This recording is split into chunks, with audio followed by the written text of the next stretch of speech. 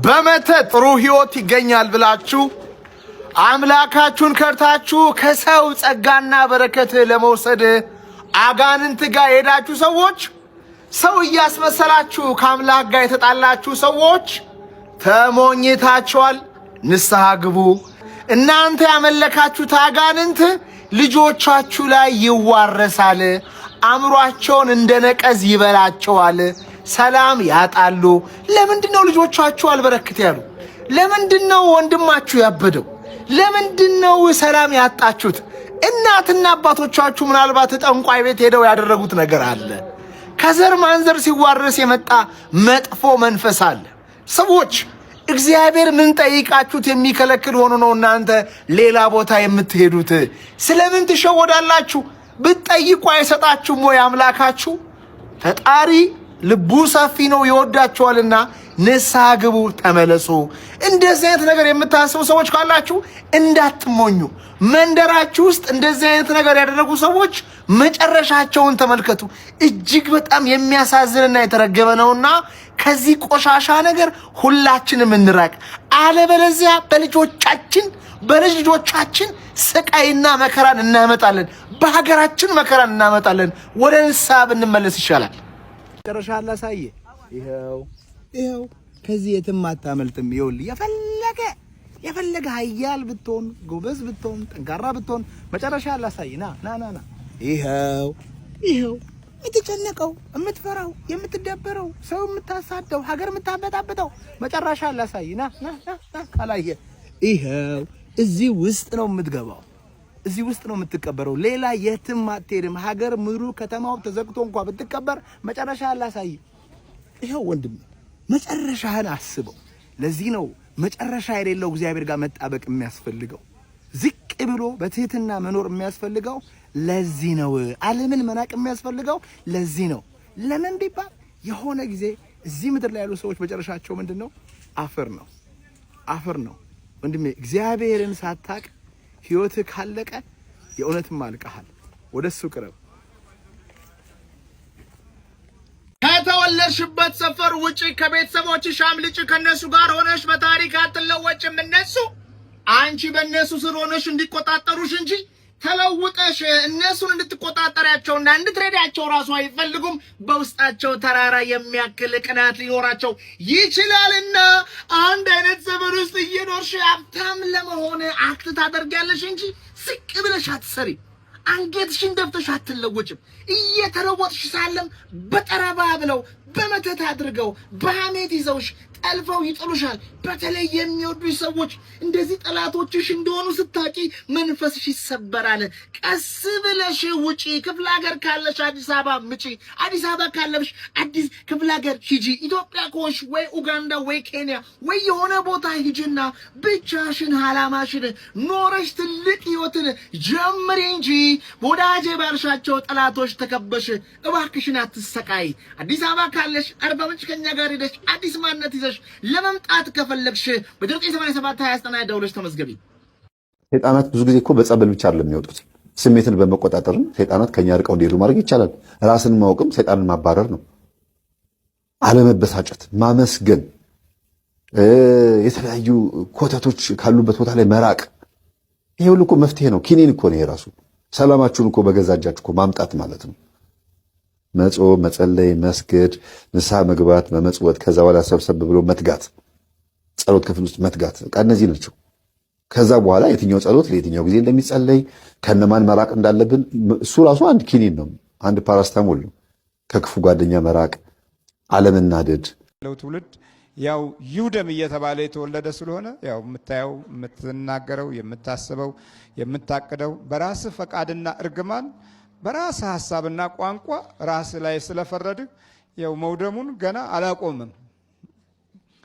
መከሩ መቼ እንደሚቆም ገና አልታወቀም። ለምን በአንድ ዓመት ዘርተህ በሌላው ዓመት ነው የምታገኘው። ለዚህ የዘር ሕግና መከር አለው። በአንድ ጊዜ ተዘርቶ በአንድ አይታጨድም። እርግማንን እንደዘራን ሁሉ በረከትን ለማፈስ አሁን እንፈልጋለን። በገዛ ቋንቋችን የተናገርነው እርግማን የእያንዳንዱን ጓዳ ማፍረሱን ይቀጥላል። ለምን ብሔራዊ ቋንቋችን ነበር ይውደም፣ ህዝባዊ ድምጻችን ነበር ይውደም። ስለዚህ ግድ ነው አዝመራውን በየዓመቱ ማፈስ ግድ ነው። 18 ዓመት ሙሉ እንደረገምን ሁሉ ገና 18 ዓመት በእጥፍ ነው መቼም አይደል እንዴ? እህል በቆሎ አንድ ዘርተህ መቼም አንድ በቆሎ መልሰህ አታገኝም አይደል እንዴ? አዝመራ እኮ እንደዛ በእጥፍ ነው በቆሎ አምርተህ በእጥፍ ነው የምሰበስበው። እርግማንን በእጥፍ ዘርተን በእጥፍ ነው ማፈስም ያለብን። ለዚህ ነው ያልቀናን። አየህ እና የእምነት ኃይል ከውስጥ በኩል የማያ ክንድ ነው። ከግብፅ ብዙ ገንዘብ ይልቅ ስለ ክርስቶስ መነቀፍ እጅግ የሚበልጥ ባለጠግነት እንዲሆን አስቧልና ለጊዜው በኃጢአት ከሚገኝ ደስታ ይልቅ ከእግዚአብሔር ሕዝብ ጋር መከራን መቀበል መረጠ። ብድራቱን ትኩር ብሎ ተመልክቷልና። ትኩር ብሎ አይቶታል። የራእይ እንደዚህ ነው። ያ ደግሞ እንዲሁ አይደለም የሚመጣው። በጊዜ ቢሆን ኖሮ የፈርዖኑ አስተዳደርና አኳኋን ሙሴን ከሞት አድኖታል፣ ከሞት ያዳንከኝ ብሎ መለጠፍ ነበረበት። ግን አይደለም። እዚህ ጋር የተለየ አቋም አለው ሙሴ። በአንድ የሆነ መስመር ላይ ራእዩን የሚጠብቅበት አይን ነበረው። አርቆ የሚያይበትን አይን ማግኘት የእምነት ስጦታ አካል ነው። ገና ማመን አንዳንዶቻችን አልጀመርንም። ችግራችንን መፍታት እንጂ በማመን ላይ ያለንበት ህይወት ገና ነው። አንዳንዶቻችን እምነቱ ከአቅማችን በላይ ሆኖ ስለሚገኝ ስለ እምነት ብዙ ጠልቀን ባንገባ ይሻላል እምንልም ብዙዎች ነን። በእምነት ኃይል በኩል ያለው ነገር ብዙ አድካሚ ነው። ቀለል ባለ መንገድ እስቲ እንሂድም ብለው ቀለል ባለ መንገድ ወደ ዲያብሎስ ተጠግተው መውጫ የጠፋቸውም አሉ። የዘመናችን ገበያ እንደሆነ አለ ምክንያት የተሻለ ምርት አይገኝም፣ የተሻለ ገንዘብ አይገኝም ብለውም ወደ ሟርቱ ዓለም ተጠግተው የነጎዱ አሉ። ከዛም አልፎ ተርፎ በትምህርት ቤት ሁሉ ሳይቀር አይ የሚቀበር ነገር ከሌለ እኮ በአሁኑ ጊዜ እውቀት በአእምሮ ውስጥ መሰብሰብ አይችልም ብለውም ይህንን የቀበራውን ፕሮግራም መርጠው በትልልቅ ተቋም ውስጥ የቀበራ እርግማን አካል ይዘው የሚመላለሱም የመናፍስቱ ነዋሪዎች አሉ። እንዲህ ባለ ሁኔታ ውስጥ የሚወለዱ ልጆች ደግሞ እጣቸው በመልካም ገጽታ ላይ የሚያርፍ አይደለም እና እዚህ ብድራቱን አተኩሮ ያየው ሙሴ የፈርዖንን አገዛዝና ኃይል ንቆት ትቶታል። ከዛ በኋላ እንዲህ ይላል፣ የንጉሱን ቁጣ ሳይፈራ የግብፅን አገር የተወ በእምነት ነበር ይላል። የሚታየውን የማይታየውን እንደሚያየው አድርጎ ጸንቷልና አጥፊው የበኩሮችን ልጆች እንዳይነካ ፋሲካንና ደምን በመርጨት በእምነት አደረገ። በደረቅ ምድር እንደሚያልፉ በኤርትራ ባህር በእምነት ተሻገሩ። የግብፅ ሰዎች ግን ሲሞክሩ ተዋጡ ይላል። እነሱ አለ እምነት ሞከሩት። እነሱ በተሻገሩበት የትላንት ባሮቻችን ትላንት የገዛናቸው ትላንት የቀጠቀጥናቸው ወንድ ልጅ እንኳን እንዳይወለድ አድርገን በቁጥጥር ስር ያዋልናቸው ዛሬ በደረቅ ባህር ሲሻገሩ አሉ እንግባኛም አሉ። ፈረሳቸውንና ጦራቸውን ይዘው አሳዳጅነታቸው እስከ መጨረሻ ነበር። ጠላትህ ሁል ጊዜ እስከ መጨረሻ ድረስ ይከታተልሃል። ለምን አደገ? ለምን ከፍ አለ? ለምን በለጠ? ለምን ለበሰ? ለምን በላ? ለምን ጠጣ? በትንሽ ነገር ይናደዳል። እሱ ቤት ጮማ እየቆረጠ በአንተ ጎመን ይበሳጫል። በአንተ ጎመን እኮ ነው የሚበሳጨው። እና ምቀኛ ሰው ፎርሙላ የለውም።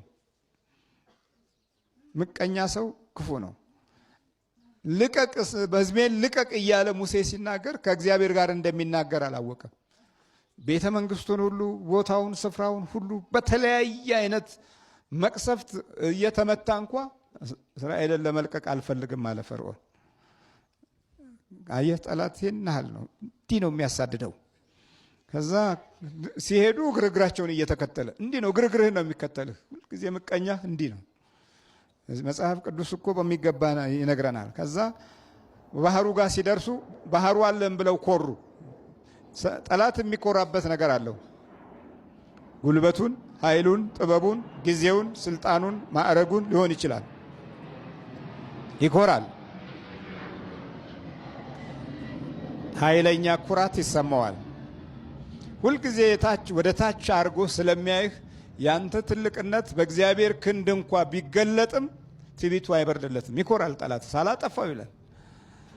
የምቀኝነት ኃይሉ ከአንዴ አንዱ ቢከሽፍበት አንዱን ዘዴ አንዱን ስልት ይቀይሳል። ጠላትህ መንገዶቹን በማብዛት ነው አካሄዱ እና ባህሩ አለ፣ የትም አይደርሱም። የእኛ ባህር ይዋጋል አሉ።